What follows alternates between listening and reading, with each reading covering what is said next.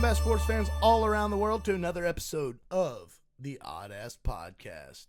Man, I'm excited for today. We have another jar of apple juice right there, and I'm feeling a little apple juicy. You feeling that apple juice, my man? Yeah, feeling a little bit. Feeling a little bit. Little acidic in your belly there? Feeling a little acidic out there in my belly there. All right, Johnny Appleseed. All right, well, we got a lot to talk about today. We're going to talk about some UFC shit.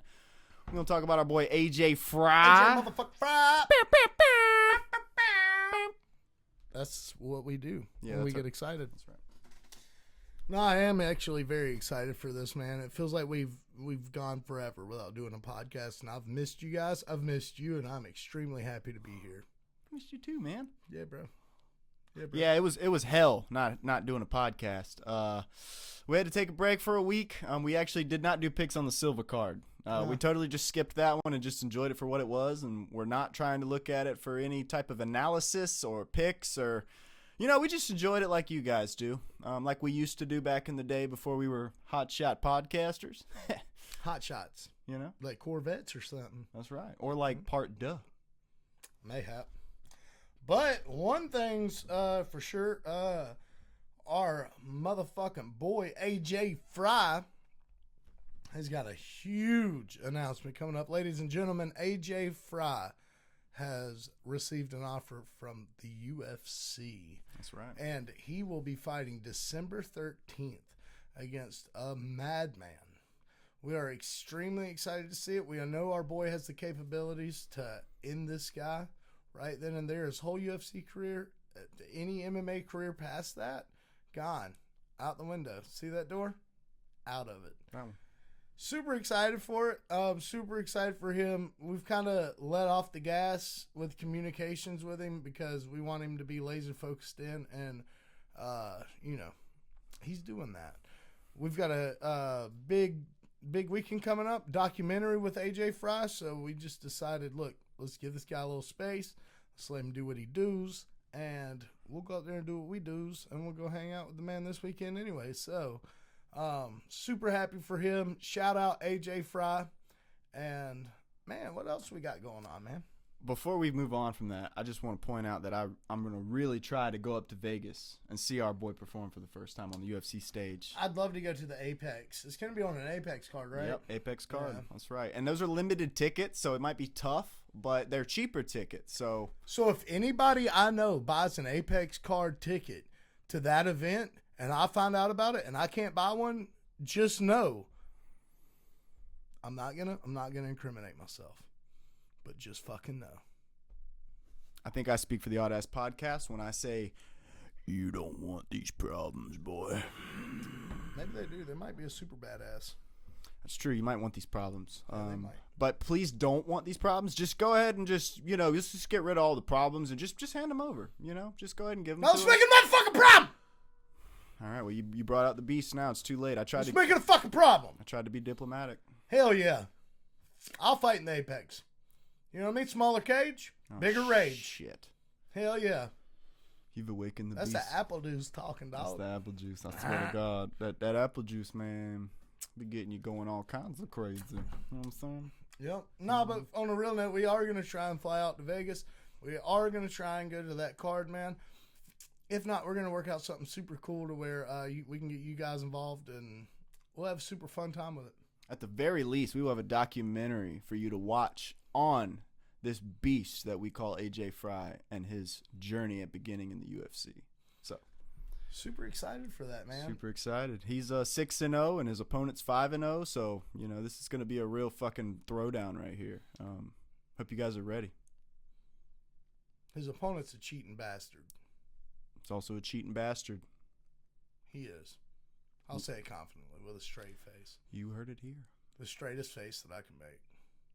That's a pretty straight face, my man. Yeah. That's apple juice face right there. Absolutely. Mm-hmm. So, I do want to bring up, we had some changes on some main cards coming up. I think it's not this next one, but the one after that. Let's take a look at that. Let's take a little gander, shall we? Little dive into that. See what we got going on. So, the Charles Oliveira fight was supposed to be versus Fiziev. Yeah. Dog.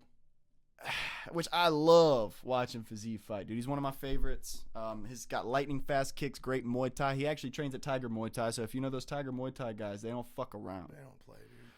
All right, and then we had Benoit Saint-Denis, who just fought recently. Yeah, Yeah, this guy fucking gets done whooping up on another grown man, gets on a microphone, and tells the world, not just the audience there, not just the 14,128 people there, but he tells the entire world, if something shall happen between Charles Oliveira and Rafael Fiziev, I will step in. What happens? The exact thing he said, if happens, happened, and this motherfucker all of a sudden doesn't want to keep his word. Come on, bro. Doesn't want to keep his word. She got a little light in the heart, bro. Got a little broken pinky toe or something, bro. You lost all the wind in your sails. I mean, what was the point of saying that? If the exact thing you said happened, and then you're like, no, actually, I don't know if I'm going to do that. Were you hoping it was going to be Charles Oliveira that dropped out? Stank-ass little bald-headed little boy for that, on God, bro. That's right. You got more hair than me, but damn right you are. You got more hair than me. He doesn't. Frenchman. He doesn't. Put my hat back on. But yes, this dude done got me mad. We were super not happy about that. Not at all. Benoit, just keep your fucking mouth shut. All right, if you're gonna make claims like that, not back them up.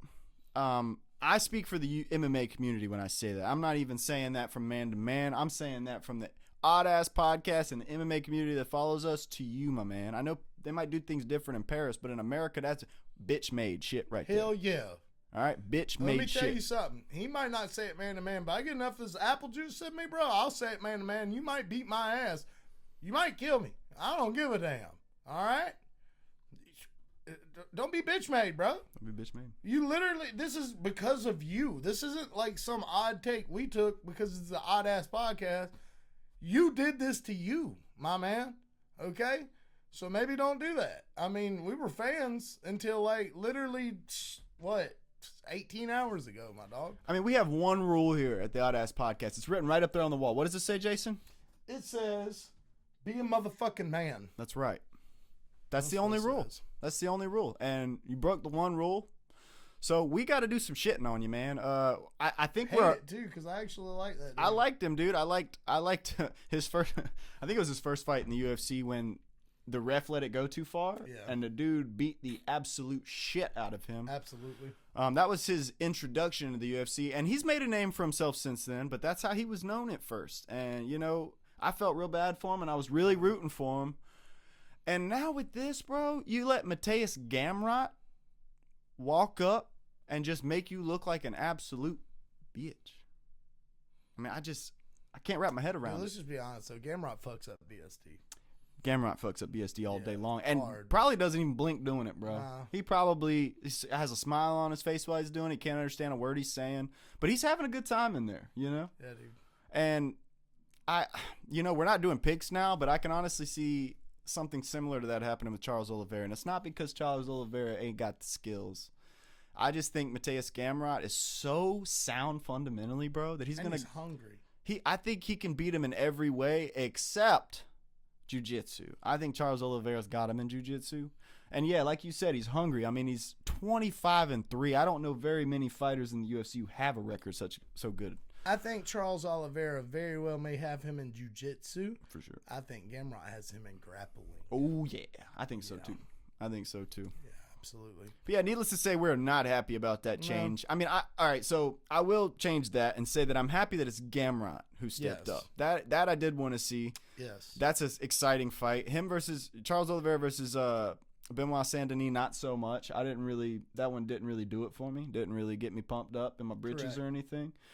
But I'm excited for the Mateus Gamrot. If any of these male fights got you pumped up in your britches, brother, I'd be a little concerned about you being as you're married. Hey, I'm gonna need you to not look into what I say so far. All right, just take it surface level. All right, because we're also not talking about. That's fine, but I'm telling CC.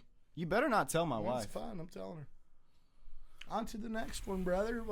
We had one other one that got a little out of hand. What was the next one? I think it was. I'm not doing it. I'm not even gonna move it. That's fun because I I'm know just who it kidding. is. It's Renier de Ridder taking on Brendan Allen. You slick son of a bitch. Yeah, man, kind of slick a little bit. So this one kind of hurt my feelings because, man, Renier de Ridder versus Hernandez was just going to be, oh my God, bro. That one got me so excited, bro. Who knew who was winning that fight? And it's nothing against Hernandez. I mean, we all know Fluffy's one of my favorite fighters, and I know that Fluffy's the type of guy who would not drop out of a fight unless he absolutely have to. Even if it is Renier de Ridder. Renier de Ridder is running through everybody that they throw to him. He's 21-2. He's killing the game. Brendan Allen did step up to fight de Ridder.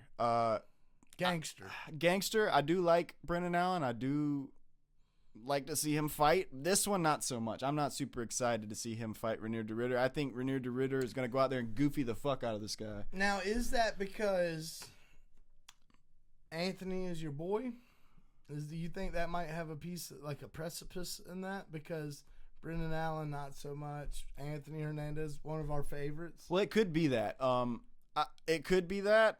It could be that I don't think Brendan Allen really deserves this spot because Fluffy did him the way he did him. But I just don't like the matchup, dude. He did just beat Marvin Vettori. It's a different matchup, dude. It is. I think, all right, think about Renier de Ridder versus Marvin Vettori.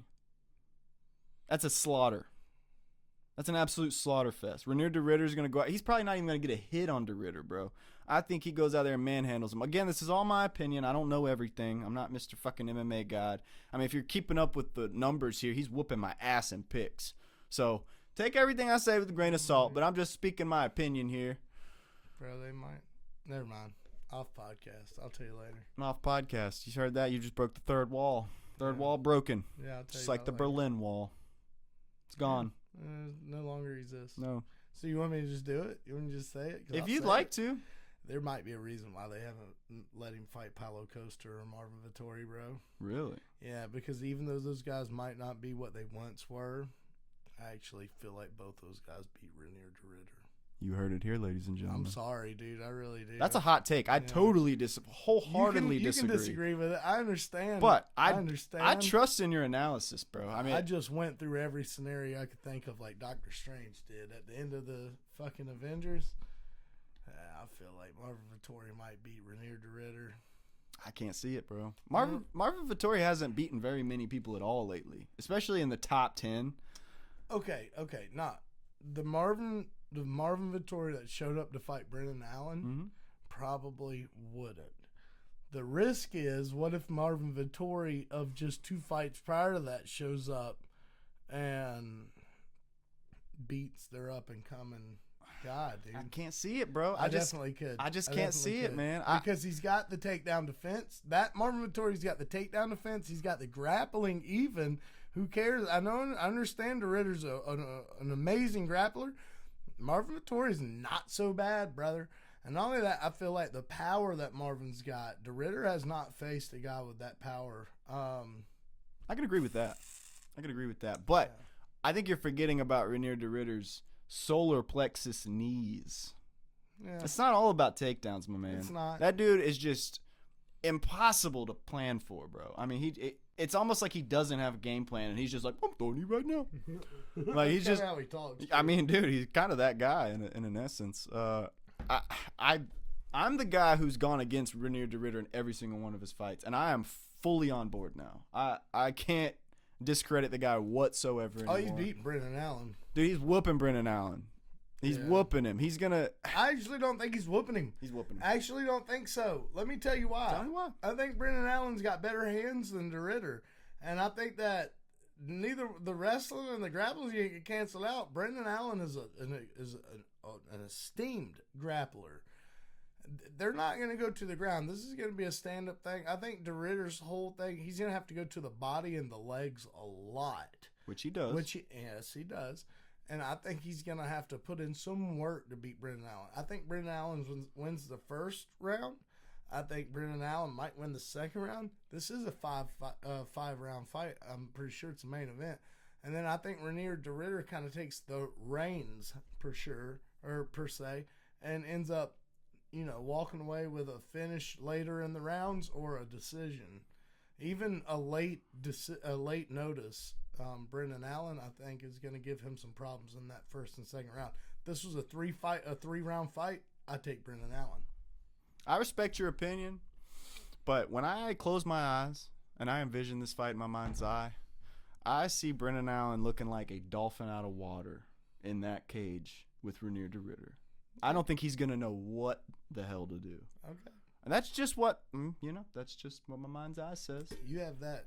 It be wrong sometimes. You're in America where you can have an opinion and not be judged for it. That's right. Yeah. And if you do judge me, I don't care. Fuck you. Yeah. I really could care less about what you think about me. So Dipshit. Yeah. Us too.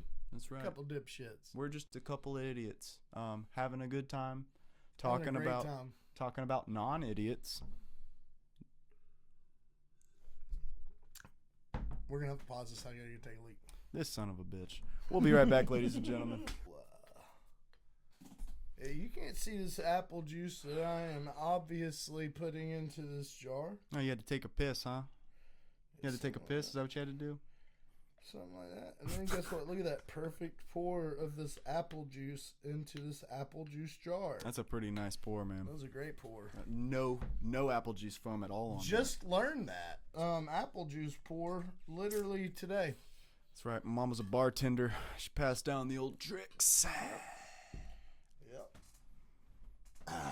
But ladies and gentlemen, we have an exciting announcement for you here today at the Oddass podcast. So, we sat down and interviewed a wrestler, Coty Ryan. Great guy. He had a lot to tell us about slap fighting, about wrestling, about all kind of stuff. And what do you have to say about Mr. Coty Ryan? Man, what do I not have to say about this guy? This guy came out of the blue. We asked Power Slap welterweight champion Anthony Blackburn for some leads, for some interviewees per se. He gave us a few. We have a few more to do, but Coty was one of the ones that he gave us, and it was just like, well, we're not going to disrespect the champion. So we took it and we interviewed him. I reached out to him. We got him. He said, man, I'd love to do it. And he was very, not only did he respond fast, but he was very respectful, which is something that, admittedly, a bunch of these guys kind of aren't. You know, Carlos Trinidad Snake was like, yes, sir, yes, sir. And, well, that sounded like kind of like a fucked up thing to say, but he was very respectful, but he was short-winded and saying, like, yes, sir, I'll be there, brother. I'll see you, whenever. And then that'd be like it. With Coty, he was like, and admittedly, this guy's got a lot of training to do. He's got his own life. Like, it's not like I'm shitting on the guy for being like that. But, Coty would be like, so what do you think about this? Or what do you think about that? Or how do you want to go about doing this? Or, hey, man, I saw this. How do you feel about that? And it was like a communicative kind of thing right from the jump. So we had him on, and ladies and gentlemen, let me just tell you, man, this guy ended up being probably he's in contention for my first favorite interview, just because AJ's one of the homies. We love AJ like a brother. Like, legit, if you fuck with AJ, you're fucking with one of us. Whenever I said that on the podcast, I wasn't bullshitting. Like, you fuck with AJ, dude, and we're fighting. It doesn't matter. That's the bro. It doesn't matter about us sponsoring him. It doesn't. He got into the UFC after the fact. Like, we had no knowledge of that happening. So this isn't like we're trying to tag on AJ's coattails because he's going to the UFC. We made up our mind weeks prior. Practically the second that first interview was done, like, dude, we're sponsoring this. This is dude. the boy. Yeah, he's a homie. Mm-hmm. He's different. Coty is different. And while I went into it, admittedly not feeling that, by the third question, you guys are going to see the spark. And this guy's awesome. We appreciate this guy. And as a matter of fact, we can't wait for him to come back. Ladies and gentlemen, the one, the only, Coty Ryan. Coty Ryan, brother, we are so excited to have you here. You are, let me just, hold on, dude. Coty Ryan, that is a hell of a name, brother. I appreciate that. I get that a lot. I have three first names. It's fucking like, is your dad Ricky Bobby? You know? Walter Jeffrey. It's just as bad. Fuck yeah. Well, brother, we are about to dive directly into this. Are you ready, Mr. Ryan?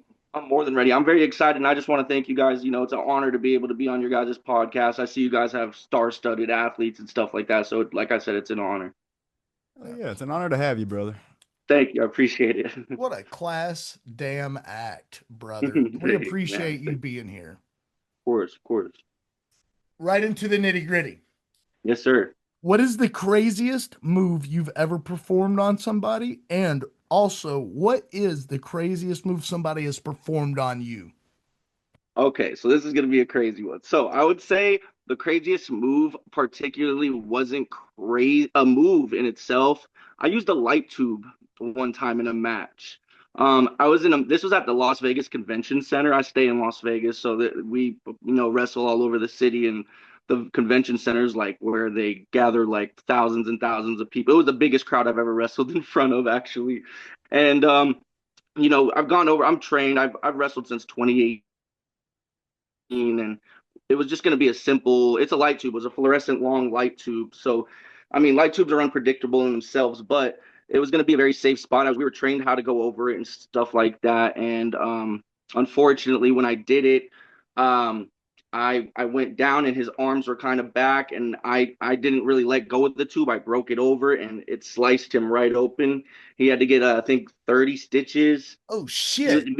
Immediately taken out of the match. And I mean, I don't know if you know much about pro wrestling, but it is a work. So, we had to go from there basically. And we were all, you could see in the match, because it is on YouTube, you could see kind of everybody's like, what are we doing now? Like, what's up now? And yeah, it was a very big freak accident. He did go into shock and stuff. And I didn't know what to do because I felt so bad. And you know what I mean? So that was definitely the scariest moment, the scariest move that I've ever done, because it was very unpredictable. I didn't know, I didn't expect that to happen. So Fuck, I'm glad he's okay. He did get stitches, and furthermore with that, the move that I've taken that was the scariest was my match with him after he got healed. We had a rivalry, so we turned that realism, what happened in that match, into a whole storyline, which was awesome in my opinion. You know what I mean?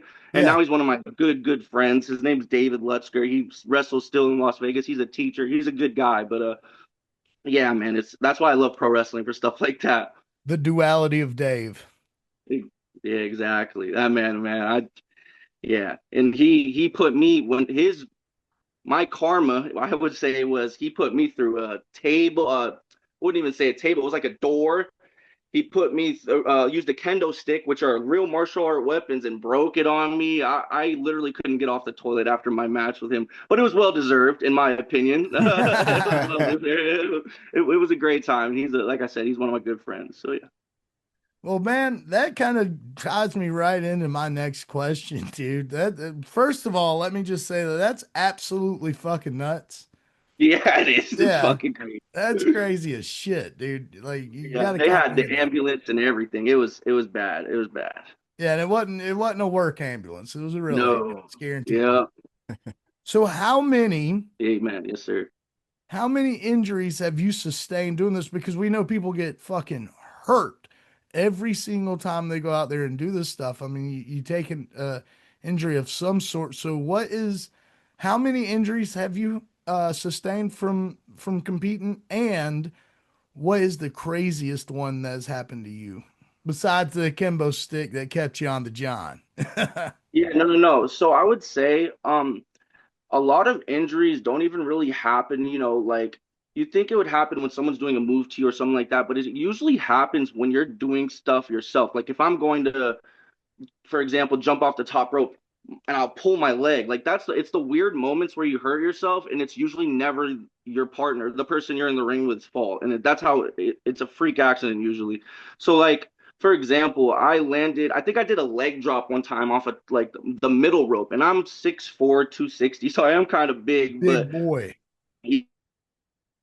Yeah, when I did that, I landed on my tailbone, and I've never felt a shock like that go up my spine in my life. And I did get sciatica from it. Like I had to go to the doctor. I went to a chiropractor that my wrestling friend recommended me to. So that's just a pain that's always there, sciatica, and it sends shocks down your legs, stuff like that. And I think like whenever I do certain moves, it'll trigger it, but it's just something I manage because I'm a wrestler, so I just try to pull through it. But yeah.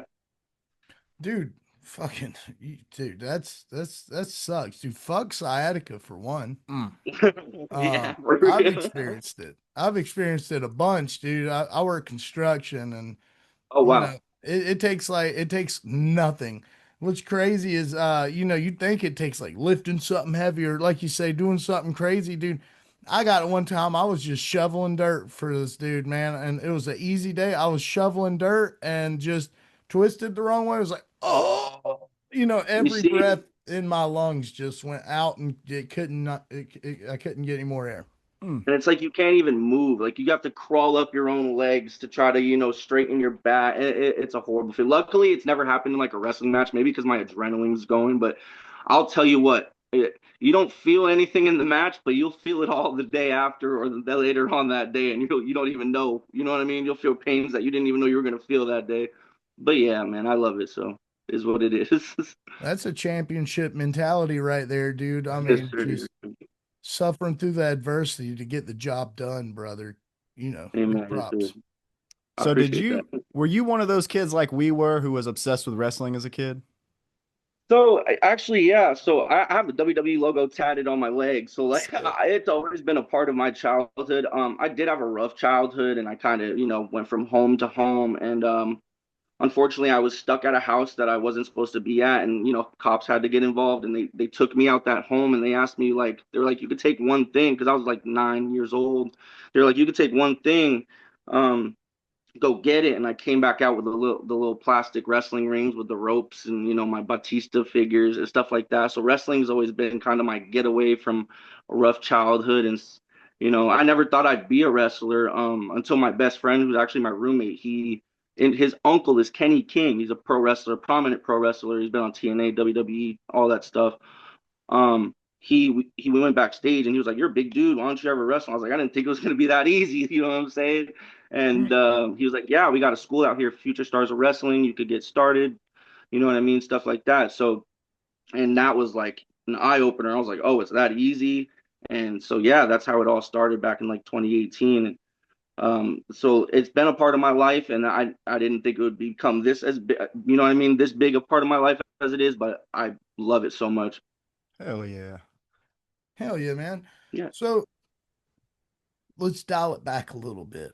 Let's dial it back a little yeah, bit. All right. Let's chill for just a second, brother. yeah. So you're growing up in a fucked up home or Right. multiple fucked up homes. Yeah, fact. Without getting into too much detail, right? Because we're not trying to pull the trauma out of you or anything like that, dude. No, You know what you're I mean? good, It's man. not like that. No, But what kind of adversities did you face that helped shape you into the man that you are today, bro? Because a lot of people deal with fucked up shit going on, and unfortunately, some people yeah, don't know how to shape that trauma into power or strength. right. So how what are some adversities you overcame that made you into the man you are today?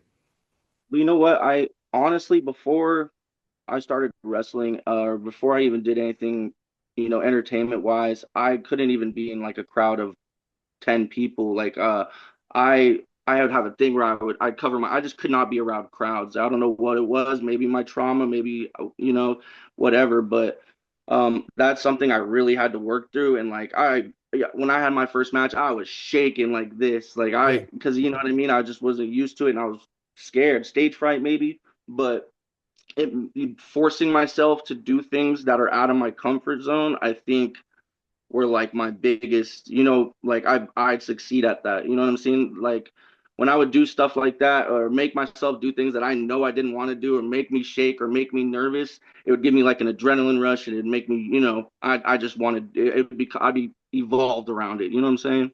absolutely. Yes. Absolutely. Well, good So for yeah, you, brother. No, I man, appreciate that. there's a lot of people that don't know how to do that. So good for you, for real. And I just want to It say, takes man, a lot, man. It takes a lot. I'm not gonna say it's easy, that's for sure. But yeah, man, it takes a lot of self-convincing, that's for sure. I believe it. Self-discipline too. And Amen. Yes, sir. man, Yes, it's sir. super, super awesome just to see you living your dream, doing what you love, man, after hearing that, I man. Because appreciate it. And that's like I got 4 children too, so like I got custody of them 5 days out of the week as well. So I balance that. I have $2, 2 sons. I balance that and the wrestling and now the power slap. So I'm trying to stay busy, and show my kids that you could do anything you want to do in life. So that's all that really matters to me.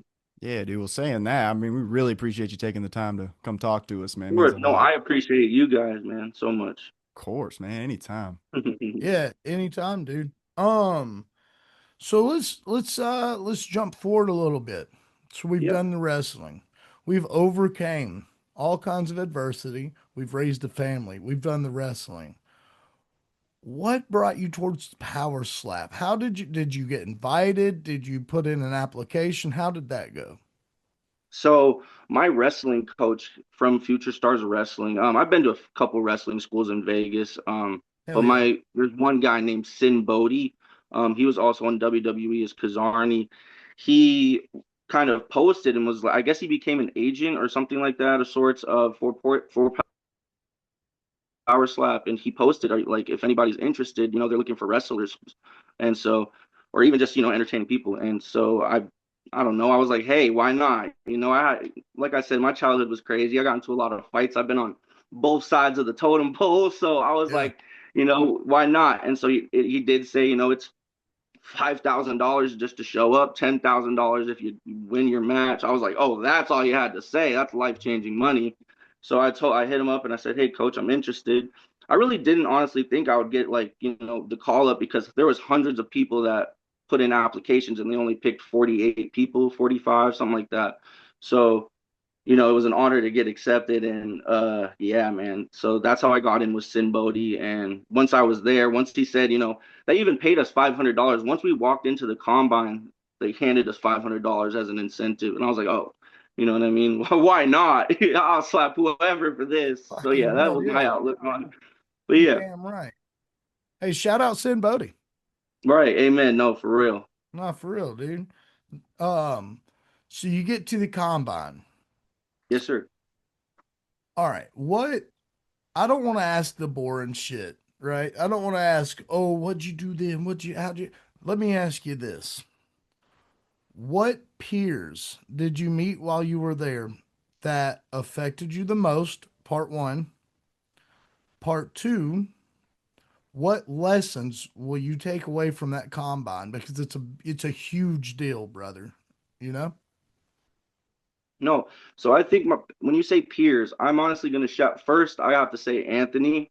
You've had him on your podcast. The boy. He, that The guy, champ, bro. And Brandon, they helped me so much in the combine.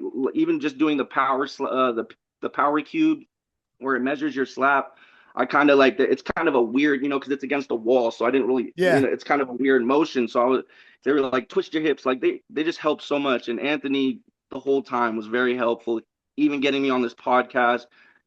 Since the combine, before the combine, he's just been helpful. So that's the number one guy for sure that helped me out there. Oh Yeah. yeah. Shout out Anthony Blackburn. He's the fucking man. That's who he is. Amen. No, he's a badass for sure. That guy's yeah, he's on a rampage. Yeah, dude. Yeah, not for a fact. Dude, we love that guy, man. Mhm. So, that's crazy. My very next question is how big of an inspiration is Anthony Blackburn? I think we just figured that out, I dude. know. I would just say he's undefeated. Yeah, Yeah. he's undefeated. He's like I said, he's a badass. We're even outside during break, and we're playing kendama together. He loves kendama. I love it too. I have my own kendamas and stuff like that. So it was a great connection and stuff like that. I really, like I said, yeah, he was number one badass to me for sure. Oh yeah. Oh, I've seen his videos with that, man. Yeah, but he's crazy with it. I'm not as good as him, so don't think I'm that good. But he's crazy with it. No, now you got to do it. Now you got to do it on stream. You got to do it. Now. I'm just, No, I'm I'm just, gonna I'm do it, just and playing. I'm gonna look horrible compared to No, him. bro, I'm just joshing you, bro. I'm just joshing. So we got a game. I'm gonna pull out my phone. I know it looks unprofessional, but there's no way I could memorize all of this. I'm gonna have my phone right here. It's Oh, gonna you're be good. called. It's gonna be called red corner or blue corner. You don't even really got to remember that. It's gonna be like a spitfire. I'm gonna ask you, do you like which one's better, this or this, and then you go with it. Right, Okay, cool. Perfect. bro? Are you ready? I'm more than ready. Let's go. Goldfish or Cheez-Its? Cheez-Its. Air Forces or Jordans? Jordans. Jordans or Under Armour Project Rock, the shoe officially done by the UFC. Jordans. Hell yeah, dude, he's a real one, dude. Hell yeah. The fair or the zoo? This dude. Zoo. Okay. Quentin Tarantino or Michael Bay? Ooh, Quentin Tarantino. Fuck yeah. Kane or Undertaker? Kane. This one's an odd Yeah. pod question, dude. This is an odd pod question. We do agree that Kane is the man, but Okay. chance to meet an alien or chance to travel to their homeworld? Ooh, chance to travel to their homeworld. Fucking the man. That's 10 out of I 10. can You got meet- all the questions right so far. Hey, Uh, let's go. camping or hotel? Camping. Absolutely. RV or tent? See, I'm a tent guy. I can put up a tent. Absolutely. Damn right.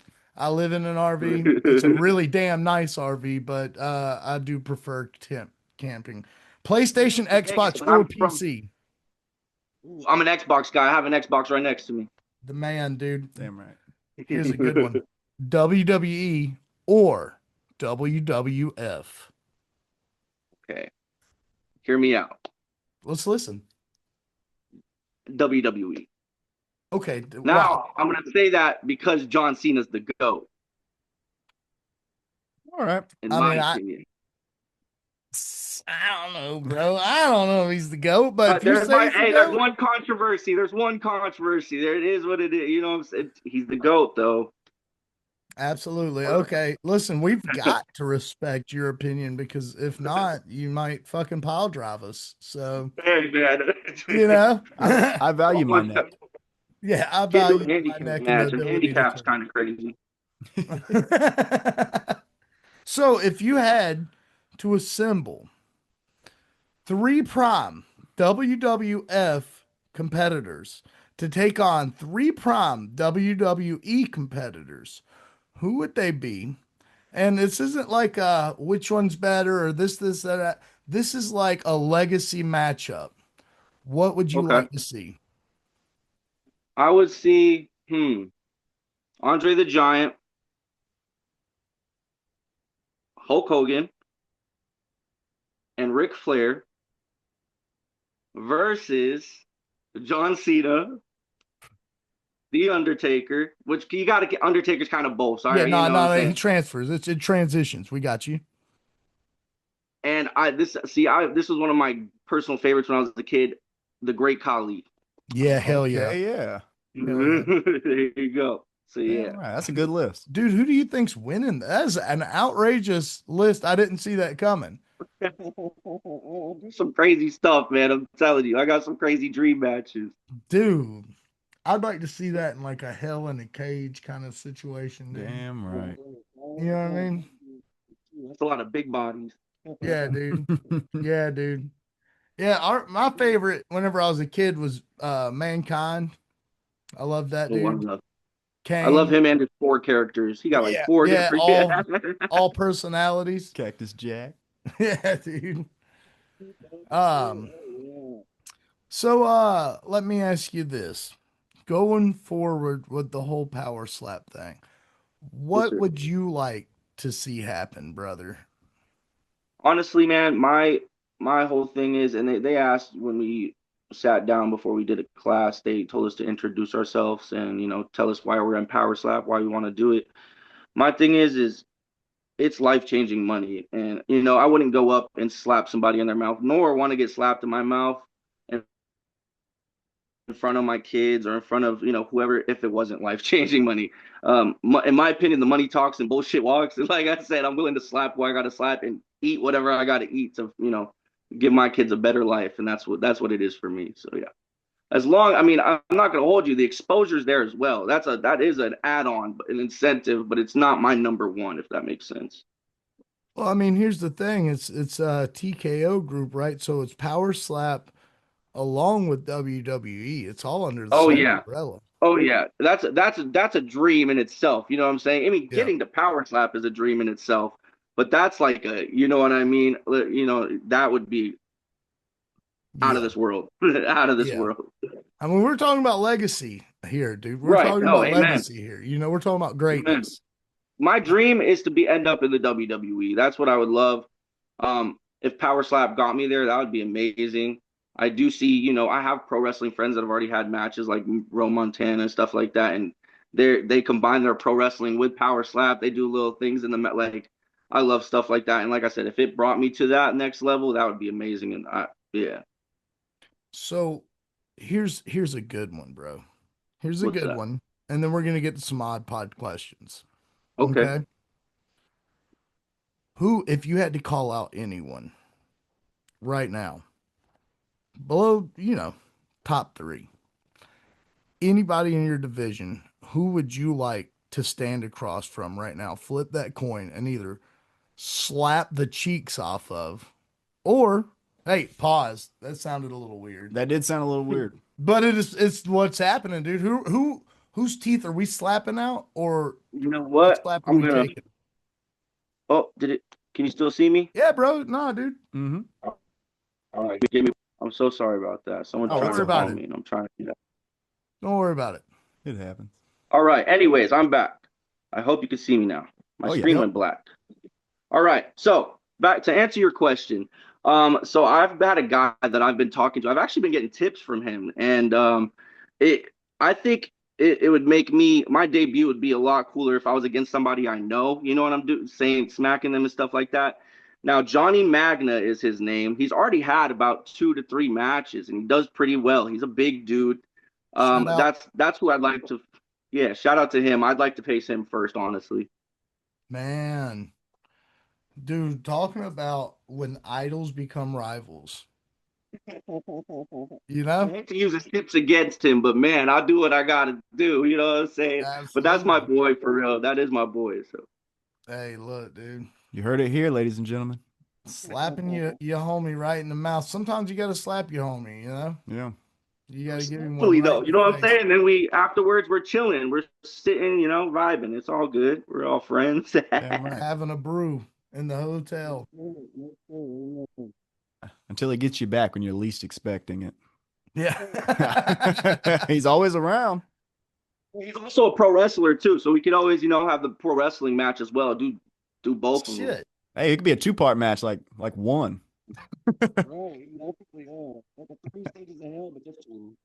Yeah. So check this out. Odd pod question. Have you been following the congressional hearings on UAPs? And it's okay if you haven't. I'll catch you up I today. haven't. You haven't. No, I haven't. But catch me up. Okay. Catch me up, please. It's a lot to get into, but I'm gonna try and make a long story short. The public wants to know Yeah. what this crazy shit we're seeing in the sky is. And it's gotten as far as to Congress right now, and it seems like it's kind of dead ended because they can't get clearances to see this shit, even though they have the most top secret. Some of them have the most top secret clearances in all of the country. So what is a step higher than that, right? And that's not my question. I'm just thinking out loud. But here's my question. The reason why they say they don't want to just dump the knowledge on the public is because they think that it'll throw society into chaos. Could you, Cody, deal with knowing that there is an interdimensional being / being from another planet commuting around in our airspace?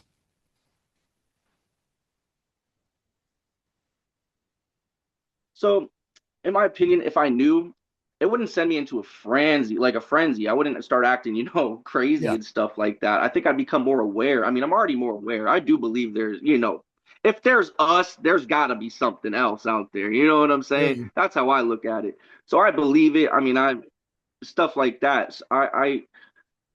I don't think I'd start acting crazy. I do think the population, some of them would start acting crazy, but that's just how human nature works, in my opinion. You know what I mean?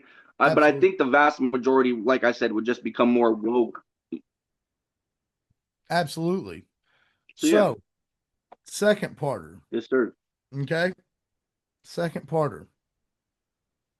In the 70s, the CIA ran a top secret program called Project Stargate. And this is fact. This is not like some conspiracy theorist bullshit. Right. Where they took random people and then highly qualified, super high ranking military officials and other people of the sort. And they used them for a remote viewing project. Now, the absolute best qualified candidate had a 40% success rate. But when you break that down, you've got to think this guy was telling people where sunken Russian submarines were at in the ocean. And then he was telling people, or, whoever the scientists were that were working on him, about places, the rings on Saturn. Nobody even knew that was a thing at the time. How'd he know about it?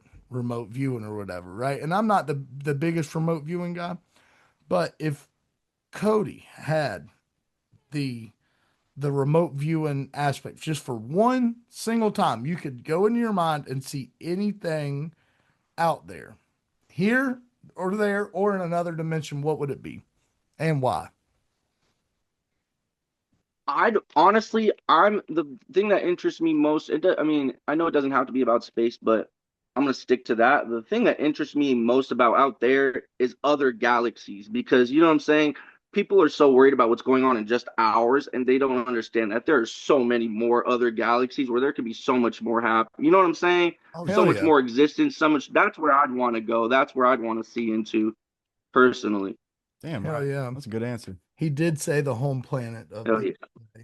so That's yeah. right. That's right. It's kind of the same answer Yeah. both times. Good thing. Good thing. Staying consistent. So Yeah, I'm trying. But so if yeah, you man, I mean, that's just badass to me. You know what I mean? Because just our galaxy is so humongous, and there's millions, you don't even know how many there is of other ones. Just infinite. imagine what there could be. They could have a bigger sun. They could have a smaller sun, different colored sun. Right. Not even that, the life that could be out there. You know what I'm saying? They're worried Oh, about aliens in our galaxy, man. Imagine there's other galaxies that already know what we got. You know what I'm saying? Oh Just yeah. stuff like that. You never know. absolutely, dude. Did you nail those Crazy world. questions? Yeah, man. It's like you've done this before. I might have watched a couple of your videos. No, just Yeah, hell yeah. Hell yeah. So we appreciate that, by the way. yes, So, sir. Of course. so in 1 year's time, where do you see yourself? And that's a realistic question, but in your hopes and dreams, if your prayers are answered, where do you see yourself in 1 year? You know, I see myself.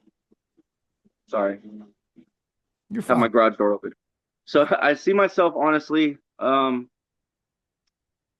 my own place because I do have roommates right now. I got out of a rough relationship and have my kids, like I said. So I see myself having my own place. I see myself getting a better car because my car is pretty broken down. I just I I just want to be I want my kids to, be more comfortable, and right now I take 8 buses to take my kids to school because the car is just I don't trust it. And that's daily. So I take 2 buses and 4 buses in the morning, 4 buses back at night. So um I just want to be more comfortable, I don't want to be rich. I don't want, thousands and thousands of dollars. Just one match with Power Slap would change my life. Fuck yeah. So yeah, that's basically it. Is I just want to be more comfortable. I want my kids to be more comfortable more than anything. So yeah, Bro, you are a badass. That is awesome. I appreciate that, man. So let me tell you something, and I'll say it every time I get a chance to on this podcast. My mom was my absolute best friend under the sun. There wasn't a damn thing that woman wouldn't do for me. If she could obtain it, she was obtaining it right then and there, no questions asked. And that doesn't make me a spoiled kid. You've also got to understand that we were poor as shit. Yeah, Dude, bless her heart, bro. Yeah. yeah, dude, we could see sunlight through the fucking roof and dirt through the fucking floor, bro. And that's no Amen. bullshit. You fucking Um, man, yeah. so your kids, I just want you to just to, just kind of bring you up a little bit, bro. It's hard, but dude, your kids are gonna appreciate the fucking shit out of you, man. They are. Yeah, I appreciate that. Like I seen I seen movie, not like real movies, even like a Jake the Snake's biography and stuff like that, where, he gets so lost in his career and just what he wants to do in life that he's not there for his kids. I didn't have a father growing. I didn't know my father till I was older, and then I didn't really know him at all. So like, I just wanted to be the father I didn't have for growing up, and that's all I try to do in life. And if it comes to smacking someone or body slams or whatever I got to do working at a grocery store, I'd do it. You know what I'm saying? But I'm trying to show them that you can still chase your dreams and be a dad and do all this stuff. That's all I'm trying to do. You're a prime example, Cody. You are, man. Thank you, man. Shout out to Appreciate you, you, bro. Rob. Shout out to you, bro. Thank you, man. Is there anybody you'd like to shout out before we wrap this thing up, Cody? Well, I want to shout out you guys because I really appreciate this opportunity. Like I said, it means a lot to me. You know what I'm saying? Like I said, yeah, it means a lot. So I want to also shout out Simbodi and Anthony, Brandon, and Power Slap and Erica from Power Slap, just everybody that's helped me on this journey that I'm on, and just waiting on that call to smack somebody up. Yeah. Dana White, That's where are you all. at, bro? Let's get this dude a fucking fight. Damn right. He's got a car to get, bro. Fuck Right. these buses, What's up? dude. The fuck's up? We're waiting. Come on, Uncle Dana! Get with the fucking program! Nah, dude, we love Uncle Dana, actually. A lot of people hate that guy. We fucking love that guy. Yeah. Or they hate on him anyways. Well, I'll tell you what, shout out They dude. love to hate on the good ones. You know what I'm saying? Oh yeah. Yeah. Fuck yeah, dude. It's true. Listen, dude. Amen. Nobody's doing what that dude's doing. Not in any sport. It doesn't matter. So throw a dart at the board. Not in any not doing what aspect. Dana White's doing. Mm-mm. Nah, man. Nope. Well, listen, brother, we greatly appreciate you being here. We'd love to have you back on soon. Of course. As soon as we get an opening, we'd Yes, love sir. to get updated and check you out, man. See what the hell you got going on, man. Yeah. Thank you so much, guys. Once again, like I said, it was an honor. I truly appreciate it. Nah, man. Of course, man. Thank you. The honor's all ours. We appreciate you being here, man. So thank you. Love the guys' setup, by the way, too. I just wanted to shout that out. I like the little guitars and stuff, man. It's a real nice setup. Appreciate it. I'm actually a Of course, full-time man. musician, so this is just like my little recording studio. Really? Wow, that's awesome, I'm like man. Wow, I'm like a congrats. quarter-time musician. Yeah. So- Hey. Yeah, fuck yeah, dude. Well, check this out, brother. We appreciate you being here. We'll keep in contact and keep us up there. I mean, don't tell us, Yes, hey, hey, even though I'm saying, hey, keep us up there, you still got to follow them rules, bro. Don't be telling us no shit you ain't supposed to be telling us, but, keep us up there Right. where you can, bro. We'd love to talk Yes, about sir. it on the podcast. Of course. Thank you guys once again. I'll definitely keep you guys updated and let you guys know. Sweet, man. Hell yeah, man. Well, thank you for coming on, man. Until next time, stay odd, motherfucker. They are. Fuck yeah, guys. Thank you. Hell yeah, man. Later, bro. Talk to you soon. All right, late, guys. Thanks. Oh yeah. Damn, that boy don't miss, boy. It doesn't, man. That was a sick ass interview. That boy man. don't be missing. I'll interview that dude anytime, man. You're always welcome on the Oddass podcast, Cody. You the man. We had a great time sitting down with you, talking to you. It was great getting to know you and getting to know how you think and all that stuff. And you seem like a real great guy, man. And we want to help you any way we can as well. So Absolutely. welcome to the Oddass podcast, my man. And, he's an official oddball, dude. Yeah, I'd even say he's in the Odd Mob. Odd Mob. I'd say Odd Mob? Odd Mob. Fucking send him a t-shirt, bro. We're gonna do it. We're gonna get We're gonna get you a shirt, dog. You straight up Odd Mob material. That's right. Absolutely, dude. And not everybody gets that. All right, No. you got to be a true G 100%. to be in the Odd Mob. All right. Absolutely. Blackburn doesn't have one, but I don't think Blackburn necessarily gives a fuck. So Yeah, he's like, I'm champ, whatever. he's the fucking champ. He doesn't give a shit. I mean, maybe he does. He might do. Blackburn might hit me up and be like, bitch, what the fuck did you say? Yeah, I saw what the hell you said. Yeah. Anyways, thanks, Coty, for coming on. That was awesome, brother. Yeah, I think it's time to talk about a little other issue, if you want to call it that. Moving on from the awesome and spectacular Coty Ryan, let's talk about Jacai Pael. Jake Paul, for everyone who doesn't speak Portuguese. Yeah. So Jake Paul, he's a person. He's out on the internet. He is a person. He's making YouTube videos. He's throwing some punches. He's getting some big names to come throw punches with him. And what we plan on talking about here today is it's what everyone wants to know. Are these fights legit? And we're not saying they're not. We're just throwing our arguments and steel manning and straw manning both sides.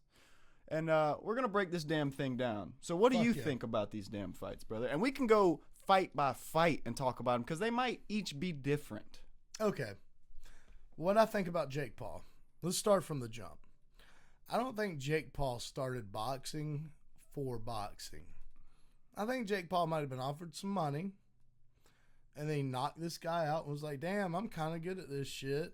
And then people were talking shit, so he was like, fuck y'all. I'm getting money, and I'm going to fucking show y'all how I'm going to do this to some of your favorite fighters because he's got a huge ego. Mm-hmm. I'm one of the guys that doesn't necessarily think that all this is rigged. Now, I don't know about the Mike Tyson fight per se. That seemed a little iffy. But as far as the rest of his fights, I kind of think that he's putting in genuine work because I don't think he has anything else to do. I think that he's got a lot of money, a lot of time on his hands, and that, he's doing the work. Plus, I mean, would I be a fool to say that he's not handpicking his opponents? Hell yeah. I think he does handpick his opponents. But to say that he's not doing it, I think is a little wrong. And I think that he's good for boxing because I don't see anything else going on in the world of boxing besides maybe 4 other people. While I agree with you in some of those points, I feel like even the best boxers with the most time on their hands and the most experiences get hit and get hit hard. Yeah. Get black eyes, get broken nose, get fucked up teeth. We have not seen any of that from Jake Paul. That's just a very small detail I've noticed. He's not taking shots like professional boxers do, and some might say he's that fast. I disagree. I think all professional boxers are that fast. I think when you get to the top of the game, everyone's that fast. And when people are faster and slower, it's by a damn fraction of a millisecond, dude. I mean, we're talking apples to oranges here, apples to apples, however you want to fucking say it. I don't like Snapple. Snapple's good too. I mean, that's what you're drinking. Yep. I don't think it's all out fabricated. I think, in my unprofessional opinion, I think that he incentivized these pay scales. I think when you sign up to fight Jake Paul, again, it's just my opinion, I think. Watch out, we're gonna get sued. That's why I keep saying this is my opinion. All right. I'm treading waters lightly because of the posts that he's made in remarks to calling his shit fake. Let him sue us, dude. Jake actually seems like kind of a cool dude. You know, that actually might be good for our career. We might get a little bit of publicity from that. But let's not test the waters too much. He does seem kind of. He kind of seems like a cool dude. I'm just saying. It's a good way to get in the news, or a bad way. But what I think happens is, I think he gets these guys. Obviously, they're outmatched, whether that's in age or size. And obviously, the other guy can box, whether he's been in MMA or whether he's just kind of been a YouTube boxer like Jake Paul has been and just put a ton of time and money into it. But I think the way it works is, and this is all just made up numbers, but I think, for instance, if you lose the fight in the contract, you get $500,000. I'm sorry, if you win. If you win the fight with Jake Paul's contract, you get around $500,000. Now, that's a made-up number. I don't know any of these factually. But this is just kind of how I see this going down because Jake Paul seems kind of like the WWE of boxing. That's just from an outsider's perspective. And I think so. To win, you get $500,000. I think if you lose, you get $2 million. And again, I'm just kind of making these numbers based on so you can see what the jump is for each thing. And then I think if you get knocked out, you get $5 million. And who's not going to pick the damn $5 million? I'd get knocked out for $5 million. I think most people would. And I think even the person with the biggest ego in the world knows that that's life-changing for any profession to get $5 million handed to you for standing there and getting a couple punches thrown at you. Because nobody ever leaves with they get knocked out. We've seen a few people get knocked out by Jake Paul, but nobody ever leaves with a damn broken nose or a damn neck problem or a cauliflower ear or not a damn thing. You know, Mike Perry. It always seems like sparring to me. And that's a good point. So like I was saying earlier about picking fights individually and breaking those down, I think in Mike Perry's situation, that was kind of short notice. It was very short notice. And I think if you're looking at promoting a Mike Tyson fight, which is very easily promotable, I mean, you really don't even have to do anything. Everybody wants to see Mike Tyson fight Jake Paul. Everybody. No commercial, no advertising. You don't need to advertise that. That's awesome. And so you go from that, and then you have to find someone on the last minute. And so you get Mike Perry, who is a name, but not a Mike Tyson name, not a absolute legend. A huge name, right? Not a legend through time. See, your neighbor doesn't know who Mike Perry is, right? And I think he thought for business, because as we all know, Jake Paul's a businessman. I think he thought maybe we should kind of make this thing a little more freestyle for this fight because we're both similar in age. I mean, compared to his other opponents, and we're both semi in our prime, you know, not directly in our prime, not over our prime. We're approaching it. We might be in it. We don't even know it yet. So I think that's a special circumstance with the Mike Perry fight. But you can't tell me that Nate Diaz, coming from humble beginnings, isn't going to take $5 million to get a couple rabbit punches thrown at him. I'll tell you that. See, that's where I'm playing devil's advocado. But I like your points on this, too. I mean, you make very valid points with him being great for boxing. He's a true businessman. If you fight Jake Paul, you are officially a big deal. Yeah. And he's not bringing people up like that. He's getting people who already have a name for themselves and making money off of that and everything. But he's also giving them more money than they've ever made in their entire career. And that's a thing to be said in itself. So, here's my thing with Jake. Okay. I think that he definitely handpicks opponents. I just don't think that. All right, if there is a clause in his contract that says, you know, $500,000 if you win, $2 million if I win, and $5 million if you get knocked out, kind of thing. Which, by the way, I'm not saying isn't the case. I'm just saying when you're fighting folks of the status of Nathan Diaz. And when you're fighting folks of the status of Benjamin Askren, even though you got knocked the fuck out, when you're fighting folks, who's he fighting? Gervonta Davis? Yep, Tank Davis. That dude's not just getting knocked out, bro. But he's definitely handpicking opponents. But here's the thing. Here's my thing. I'm not on the Jake bandwagon. I'm not necessarily a Jake Paul fan. You see what I'm saying? Mm-hmm. As a matter of fact, if you fight Jake Paul, in my opinion, you're a sellout. In my opinion, your legacy's practically tarnished. And even one of my favorite fighters, Nate Diaz, you sold out, Nate. And I love you. I love you, dog. I still love you, dog. But you fucking sold out, G. It is what it is. It turns out that a West Coast gangster might sell out while an East Coast gangster's just going to keep it real because I ain't seen George fighting. We ain't seen George Masvidal fight that boy. Bro, I did not expect you to talk like that. Well, I mean, that's what he said to George, bro. That's what he said to the man. And I love me some Nate Diaz, dog. Well, I'm on East Coast. I'm on West Coast gangster. I'm a West Coast gangster, man. Yeah. And anyways, long story short, You're just not gonna convince me that that's what the deal is. I think he handpicks opponents because he knows he can beat them for sure. He's not fighting real, and that's this whole thing with Gervonta or Mike. He's gonna be like, oh, but you could say Mike Tyson or Gervonta Davis isn't a real fighter, and say, yeah, but one of them's fucking 60 years old and the other one's fucking half your size, bro. But here's the thing.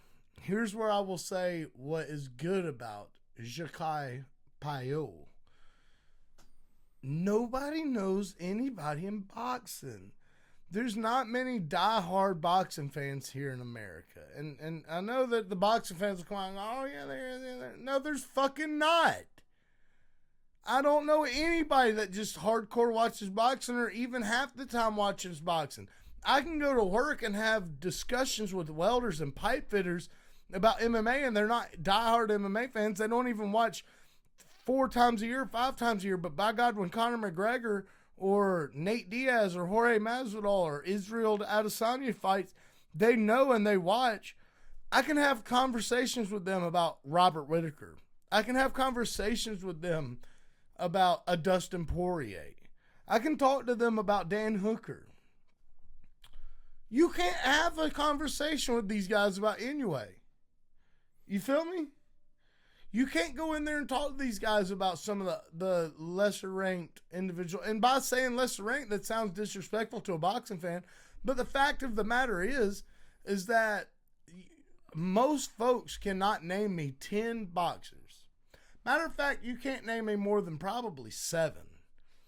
And that 7's being really good because I bet most folks would say Canelo, Tyson Fury, Deontay Wilder, Usyk, Tank Davis, Shakur Stevenson. Who else? Better beef. Maybe. Maybe they might say Arthur Beterbiev. They might say that. Okay, but most folks aren't going past those like 6. Mm-hmm. Okay? Floyd Mayweather, there's your 7. Yeah, there you go. Okay? And what I'm trying to get at is like with Jake coming into it, he's kind of reviving what was a dead sport. I don't give a damn what nobody says, dude. I follow boxing. I enjoy the sport of boxing. But it was a dying sport as of 5 years ago. And that's about what time he got into it. And now people are turning their heads and watching. Tyson Fury retired almost a year ago. Without Tyson Fury, 5 years ago, there's no boxing. Mm-hmm. You feel me? Oh, I there's totally agree. None. It doesn't happen. Deontay Wilder, maybe. But you saw what happened after he just beat this dude in like Kansas or something. Nobody knows. I think that dude was like a pizza delivery driver or something. I didn't even hear about that one. Yeah, no, he's got a win under his belt. And I think he beat like an Uber driver. I'm not sure. I'm not certain. That guy might get mad about it. I don't give a damn. But the fact of the matter is that I feel like Jake Paul's good for boxing in the matter of getting young people to watch it, getting the elderly people to watch it as well. What he did with the Mike Tyson fight, which was brilliant marketing, and it was for the back end. It wasn't for the front. When the old timers got in because he was fighting Mike Tyson. And what'll happen is going forward, every time he fights, they'll go, like just for like this fight, this is for a shock factor to keep those people hooked. Mm-hmm. Right? If he just went on and fought any other boxer, Arthur Beterbiev or anybody else, they wouldn't have followed. But what happened is he fought Iron Mike. Those old people and the people that aren't quite on the hook go, dude, I'm watching Mike because he's going to knock him out.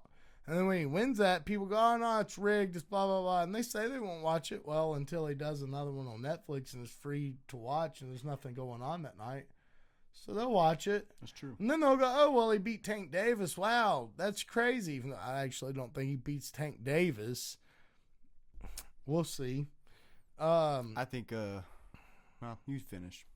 I think that he's building it the wrong way while selfishly building it the right way. I don't know how else to explain it. It sounds weird for sure, but he's doing his own thing, and while we might think it's wrong, it's got us talking about it. That is true. And I will reiterate that. So You are correct. I totally agree with you that Jake Paul has totally revitalized boxing. And he's brought a younger generation in. Some might ask, at what cost? That's what I wonder. At what cost? Is it turning into a clown sport, a spectacle? Is it turning into like WWE? I don't think it matters because like my boy here just said, we're sitting here talking about it. So it's obviously working. Yeah, and I don't think it's... because you've got... All right, Canelo and Crawford just went down. But prior to that, you had Diego Lopez versus Jean Silva happen. What happened in between that fight? Did you watch the boxing fight? Mm. Okay. Jean Silva and Diego Lopez went after it. They went and killed each other, right? Diego Lopez wins by devastating knockout. Spinning elbow, beautiful. It was awesome. You go and watch Canelo and Crawford, and you're kind of bored. The first round's like, oh my God, this is Crawford and Canelo. I can't wait for this fight. And then you get into the second round, and you're like, wow, this is not the beating I thought it was going to be. And then you get to the third round, and it's like, well, unless you're an extreme Terrence Crawford fan, you're probably not sticking around that much longer if you're not a boxing fan. Then you get to 4th, 5th, 6th, 7th, 8th, 9th, 10th. And by the end of it, you're like, well, that was a master class. I'm not taking anything away from Terrence Crawford. What he did was next to legendary. But it wasn't legendary. I don't care if he beat Canelo. It wasn't Diego Lopez spinning elbow and knocking out fucking Jean Silva. Right. Just to speak to your point, when you put boxing and MMA next to each other, you start to notice how much boxing is a point sport. And that's exactly what we hate. It's like karate.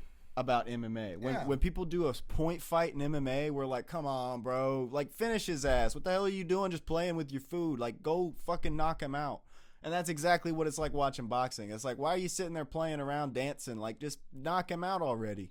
Go take a risk. Get in there. But when you get into the top level of these boxing matches, nobody wants to get hit, bro. RB or BF doesn't matter. Terrence Crawford was trying to knock out Canelo. Yeah. I'm not saying he wasn't. Mm-hmm. But what I'm trying to say is that, it's not even close. Mm-hmm. It's not. Okay? And boxing fans can come for me. I don't give a shit. Tell me what you think in the comments below. But I don't think it was even close, man. The UFC card was a lot better. Terrence Crawford and Canelo was great. Wasn't better than Noche.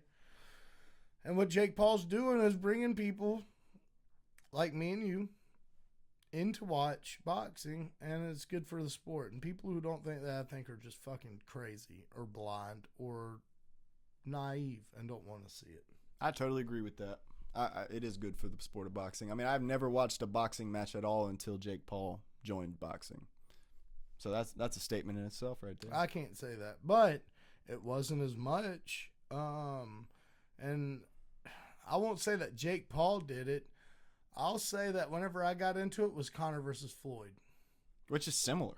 Yeah. It's very similar. It's very similar if you think about it. It was kind of a spectacle. Yeah. Which is what Jake Paul started as. You know, that's kind of what started the whole thing. You know, was the Jake Paul versus Conor McGregor. It was like, oh, this works. People actually want to see this. You know? Yeah. Yeah. Yeah, man. I want to see Jake Paul versus Darren Till. Jake Paul quit running, quit fighting people that are twice your age or half your size, and go fight Darren Till, a prime, engaged, active. He's not a boxer. He fits your fucking little regimen, dude. And he wants it. And he fucking wants it, but he's not going to beg for it because he's a man. Okay? Fight Darren Till, Jake.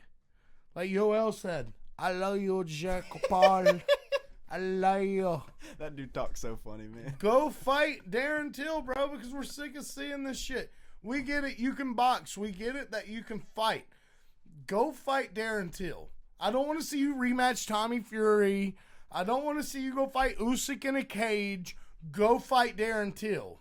Okay? And if you knock that dude out, dude, by all means, dude, do what you want to, bro.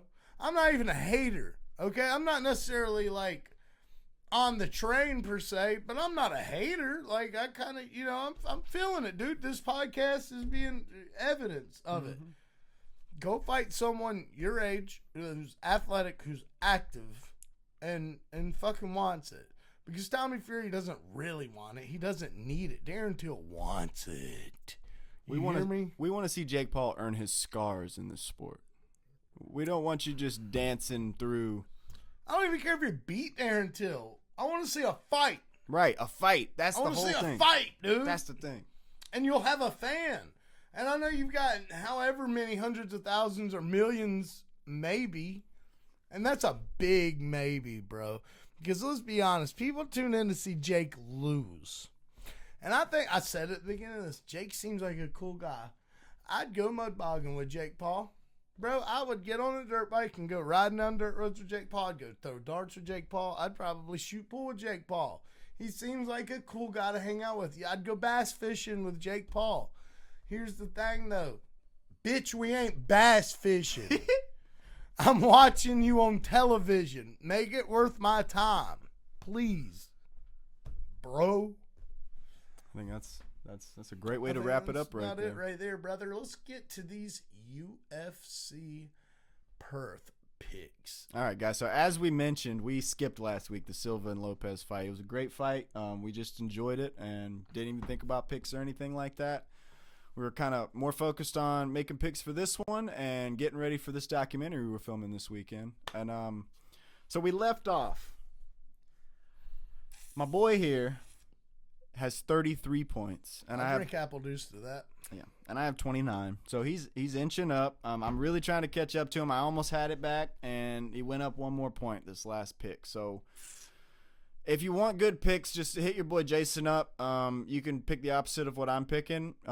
And maybe through time I will get better at this. But as of right now, I concede.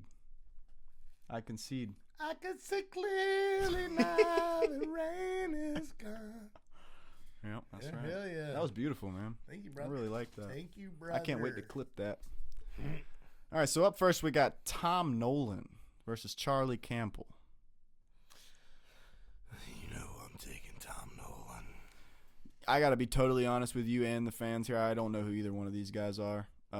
I'm going to take my boy here's opinion and Charlie Campbell's a bad son of a gun, dude. I'm not trying to say he's not a bad son of a gun because he is a bad son of a gun, but Tom Nolan's just that fucking dude, bro. Well, you said he was like champion of Cage Warriors, right? Probably shouldn't have said that on the podcast because I wasn't totally sure about that. But well, I mean, he sounds like a guy that would be champion. He might have been wrong about him being champion. Let's just say that he sounds like somebody that would be champion from Cage Warriors. That sounds like a dude that would be over there.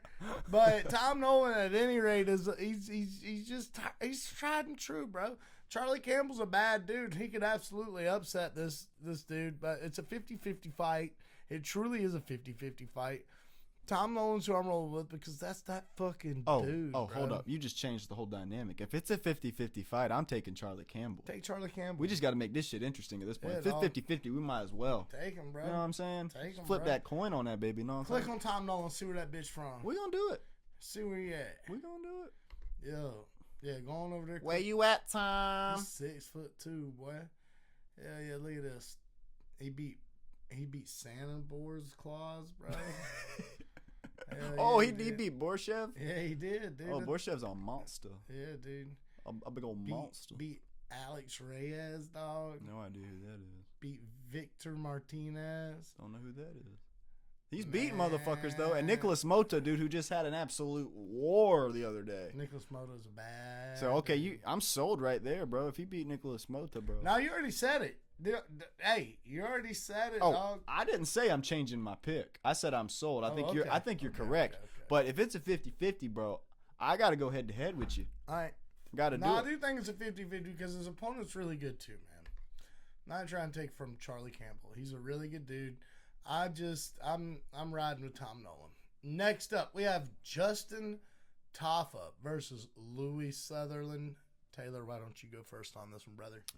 Man, I'm going to say Louis Sutherland just in spite of Justin Taffa. I have not liked what I've seen from the Taffa brothers lately. I was really excited about their rise in the UFC. They were great for the heavyweight division. But I think the new guard's coming in, man, is going to wipe them right off the face of the earth. Not the face of the earth. Face of the UFC. So I'm going to take Louis Sutherland, man. Just like I said, I just haven't liked what I've seen from Taffa lately. So Give me Louis. All right. I want to go with Louis. But, man, I actually think Louis might win, as a matter of fact. But I'm going to lean towards Tafa based on experience.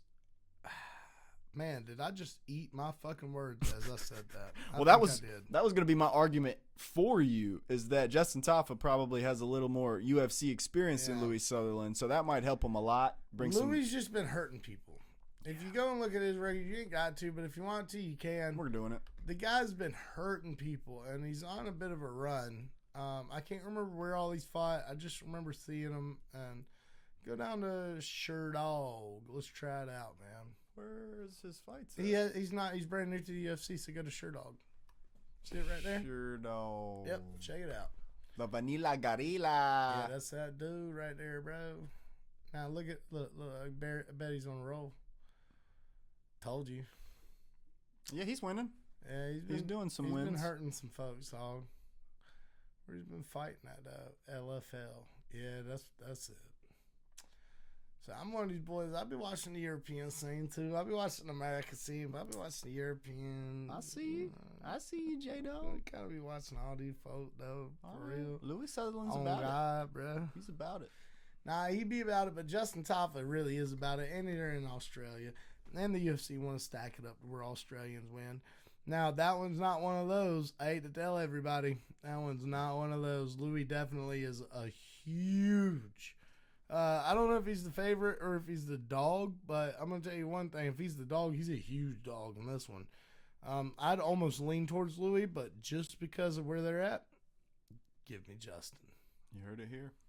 So up next, we got Jake Matthews versus Neil Magny. I think we can both kind of say the same thing at the same time. 1, 2, 3. Jake Matthews. Give me Jake Matthews for sure. Love Neil Magny. You've heard us vote for him in the past, but when it comes to Jake Matthews, I don't think all that experience is gonna help him. Neil Magny's gonna have a bit of a chip on his shoulder. I actually think this fight's gonna be a lot better than most folks anticipate it to be. I can see that. Jake Matthews younger. He's more hungry. But Neil Magny's versatile. And Jake Matthews isn't just gonna come out there and slam Neil Magny on his head and beat him to death. Mm-hmm. That's not gonna happen, folks. Neil Magny always seems to come out with a very thought-out game plan. And that's what I like about watching Neil Magny fight, is that he seems to really take breaking down the other fighters seriously with tape. He does. Because he comes out there and he has an answer for almost everything. Now, power's power. Sorry, I mean, if you get dazed, you're dazed. I don't think there's any preparing for that. But with all that being said, I think we're both taking Jake Matthews on that. 100%. Yep. Next fight, we have Jack Jenkins taking on Ramon Tavares. Taylor, who you got in that one? Give me Jack Jenkins. Ramon Tavares is very good. He's very fast. I've seen him fight before. But same with Jack Jenkins. And Jack Jenkins is he's gonna fuck that dude up. Yeah, he's gonna. That's what's gonna happen. He's gonna beat the dog shit out of Ramon. Dog, it ain't even gonna be close. I don't give a shit what Taylor's over here talking about. Don't bet on fucking Ramon, cause he's gonna get his fucking bitch ass beat. That's what the hell's gonna happen this weekend, y'all. So don't bet on Ramon Tavares. Put your money on Jack Jenkins if you bet, but if you're asking me, don't gamble, because don't gamble. But Jack Jenkins gonna dog walk that motherfucker, bro. All right. On everything I love, you have him watch. Appreciate that breakdown. Ain't even gonna be close. Thank you so much, Jason. So we both have Jack Jenkins. I think that's been established. Fuck Ramon Tavares. Next we have Jimmy Crute versus Ivan Erslan. Give me Jimmy Crute. I'm taking Jimmy Crute too. Dude, that's such a cool name, Jimmy Crute. Jimmy Crute, yeah. It's like Groot. Yeah, what's funny is every time I think about Jimmy Crute, I think about him losing to leg kicks. Yeah. And that was a very sad thing to watch. Very terrible. Because it was like in the first round. It was a lot like what we saw last week with that dude coming in. I think it was Anthony Smith, wasn't it? I think it was. It was that's my dog, very boy. strange. That's my motherfucking dog, boy. But since then, Jimmy Crute has beaten some very top guys. Hell so yeah. I think he's going to go out there and get it done versus Erslan as well. Hell yeah. So we both got Jimmy Crute on that as well. We don't have a lot of differing opinions on this And he's going to beat the shit out of him. Can we just say that? He's going to beat the shit out of Erslan or Ivan Arslan. Yeah, you gonna beat the shit out of that boy. All right. Hell yeah. So up next we got Carlos Ulberg versus Dominic Reyes. Yep. Who you got? Bro, go first. You go first, dude. I'm so torn during this fight. I love this fight, ladies and gentlemen. Let me tell you this. The night that Dominic Reyes fought John Jones, I was at work. I had just gotten fired from a job that went out of business. I had to go to a temp agency to get a job. I peed in a cup and went to work on the night that Dominic Reyes was fighting John Jones. I want everyone here to know I absolutely paid for and watched that pay-per-view on my telephone while at my brand new job at the time. Call it what you want. Hey, it was a factory job, and I was pushing buttons and watching gauges, and that's what I was doing. I had the fights right here, I had my gauges right here, and I was kind of I was in my zone. But when that fight came on, I was sure to go over there and be like, oh dang, bro, I need to go stretch one out. I got a back cramp, my dog. And homie up top was like, yeah, dog, I'll put somebody in your seat. What you need? I was like, I don't know, 30 minutes. And he was like, all right, and that's what I did. Little behind the scenes action.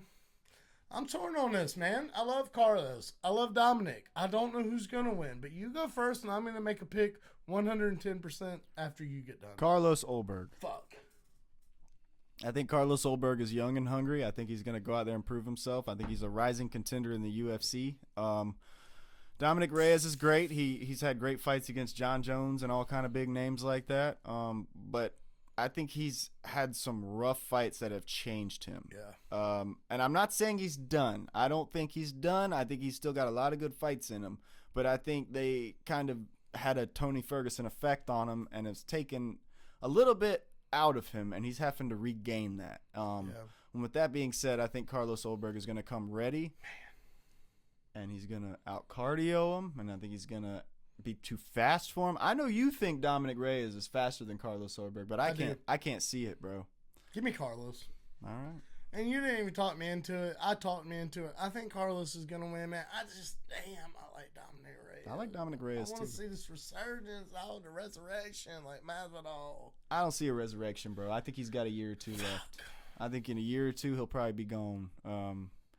That's a guess. I mean, I'm just talking out my ass here, but Dominic Reyes seems more like on a downslope than an upslope, and that's just my opinion. Well, shit, dog. There's another good one. Damn right it was. Give me some, baby. Hey, and to the motherfucker that says some dumb shit like, who are these two bald sons of bitches? Bitch, I ain't bald. And I am. What's up? Yeah, you want to fight about it? Because he'll fight you, and then I'll fight you. Or you can bring a homie. That's right. Fuck you, bitch. That's right. We got cardio, and we got power. And not so much cardio. You know what I'm saying? So we could take either way you want to go. We can do this. We can do this shit. That's right. Fuck bitch ass motherfucker. That's right. Hey, this is a good pod, dude. It's a good pod, bro. The apple juice creeping in now. I could tell. Thank you, ladies and gentlemen, for tuning in to another episode of the Oddass Podcast. We will see you next week. We are so excited for this weekend. We can't wait.